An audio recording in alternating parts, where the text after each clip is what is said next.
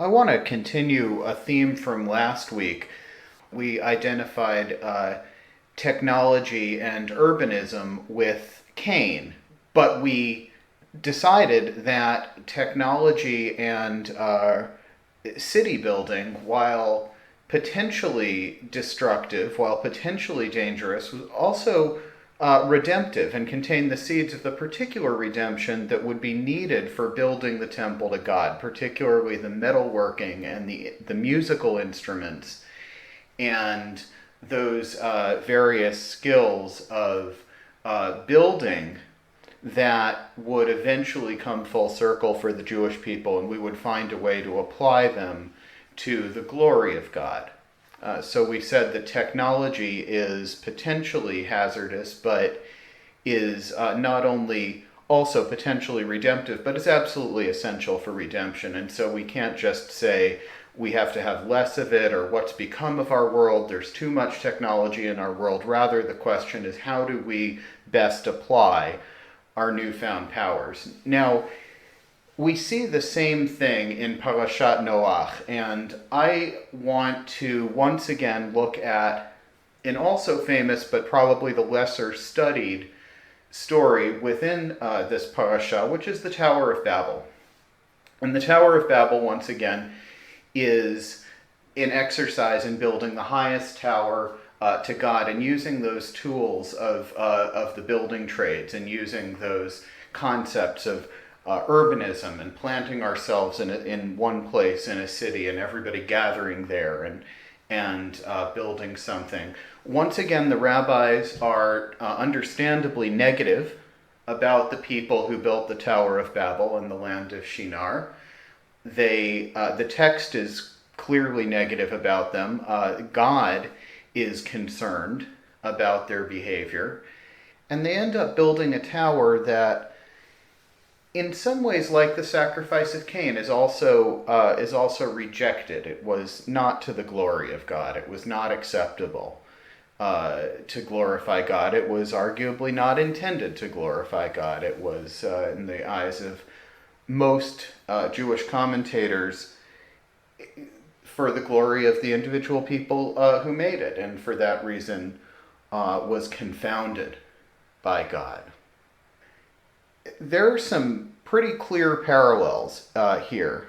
That the city building is rejected, is seen as threatening by a people who were agrarian and who were pastoral, shepherding and nomadic. Now there's another similarity of the story of Babel with Parashat Bereshit from last week, and that is the particular reaction of God to the people's building harkens back to what God said when Adam and Eve ate the fruit of the tree of the knowledge of good and evil. Listen, this is Genesis chapter 11. I'll start in verse 5. And Hashem came down to the city and the tower, which the children of men builded. And Hashem said, Behold, they are one people, and they have all one language, and this is what they begin to do. And now nothing will be withholden from them which they purpose to do. Come, let us go down, and there confound their language, that they may not understand one another's speech. So Hashem scattered them abroad from thence, upon the face of all the earth, and they left off to build the city. So that was Bereshit, Genesis chapter 11, verses 5 through 8. And now listen to Parashat Bereshit, Genesis chapter 3, verses 22 and 22 through 24. And Hashem God said, Behold, the man is become as one of us, to know good and evil. And now, lest he put forth his hand, and take also of the tree of life, and eat, and live forever. Therefore, Hashem, God, sent him forth from the Garden of Eden to till the ground from whence he was taken. So God drove out the man, And God placed at the east of the Garden of Eden the cherubim and the flaming sword which turned every way, to keep the way to the tree of life. Well, those stories sound pretty strikingly similar. There are two stories of humanity in one place acting in a way that is somehow threatening to the sovereignty of God in some way. God drives the people out from that place and scatters them over the face of the earth. So the same thing is happening to the people of Shinar who built the Tower of Babel, as happened to Adam and Eve. The Bible is full of these sort of recurring scenes. Robert Alter calls them type scenes. He says it's like a Western movie. It's sort of a genre of ancient storytelling, and this might be the type scene of the driving out. So just as in a Western, there's going to be a sheriff, and there's going to be an outlaw, and there's going to be a shootout in the town square probably, and something's going to happen at high noon. Those are all motifs of the Western movie. We know they're going to happen. Robert Alter, Bible scholar, would say that, this might be a type scene of a driving out, and we know the general structure of it, and what's interesting about each story is sort of how it differs from that general structure. So that's a useful way to look at it, and I would go maybe a step further and think about it as kind of a recurring dream from a spiritual perspective. You know how you have these recurring dreams sometimes, and the same thing happens, or else a similar thing happens from dream to dream, and it just kind of keeps happening, and it's as if your subconscious mind is trying to tell you something. And I know this has happened to me, and it just kind of keeps happening until I figure out what that recurring dream is trying to tell me. And it's not so much in the details of the dream. The characters may change, the scenes may change, the plot may change somewhat. It can deviate here and there from the sort of theme of the recurring dream. But what I have to find out, the puzzle I have to solve as the dreamer, is to figure out what that thread is that's running through the recurring dream. And when I figure it out, then it stops, or I'm done with that. I've gotten what I needed to get out of that experience. So there are many, many different ways to study the Bible, plain text and midrash, and I don't mean to suggest that this is the meaning of these stories, but I think this is an interesting way to look at the book of Genesis as kind of like a recurring dream. And we're going to continue to come back to that because there are a lot of recurring dreams in Genesis. But, what Alter might call a type scene, I want to say this is a recurring dream of a driving out and a scattering. What is going on here that we as Jews, that we as dreamers have to figure out in order to get the message that the text is trying to tell us through this recurring dream? Well, I think there are many ways to potentially use the tools of dream interpretation here, but this is one attempt to sort of go full-on psychoanalytic on this one.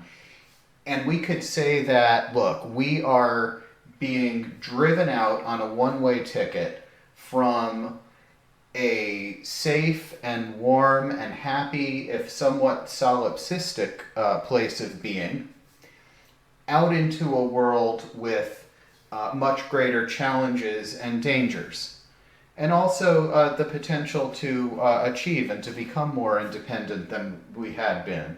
But certainly the emotions that surround our expulsion are, to be honest, not entirely positive. I think there is a lot of joy in creation. I think as we look back at creation, we're grateful and we're very joyful, but I think that part of the message of these texts for our ancient ancestors, and as well as for us, is that to be very honest with ourselves, there are times when those emotions aren't entirely positive. That's worth dealing with. I think the text attests to that. There are times when we want to crawl back under the covers and we want to be able to go back to Eden. We want to be able to maybe go back to that big skyscraper in the sky where, we didn't have to worry about conflict or anything. Speaking of conflict, I think another potential message here is that conflict is part of creation. Going from an undifferentiated unity to a created diversity leads to conflict. And I think that's a theme we're going to come back to again and again and again as we study the book of Bereshit, of Genesis. I think that's a bona fide message here, and we should be joyful about creation, and we should be grateful to be here, even as we take on the obligation to redeem this world and to make it into the vision of love and caring in a mature way that we would like to see.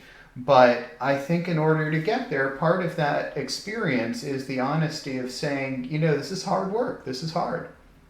This is a difficult task. And, not always an easy place to be created. The other thing to remember is that in a dream, all the characters are you. All the characters are different ways you imagine yourself as the dreamer in different sorts of roles or experiences. So, one way to read this text is certainly to imagine the people of Shinar as sinners, as people who are not related to the people of Abraham, etc. That's fine. That's not wrong. Another way to look at this text, if we go with the recurring dream, is to imagine that all of the characters in Genesis are us, are Jews, are Hebrews. All of them are us. All of them are the ways we envision ourselves, dressed up in different roles in our own lives and in our own experiences. So we could go on about this recurring dream. I hope that you'll give some thought to it, but let me stop there and just say thank you for listening to the Devar Torah this week from This is Judaism. I'm Jeremy Sher, and we'll be back next week with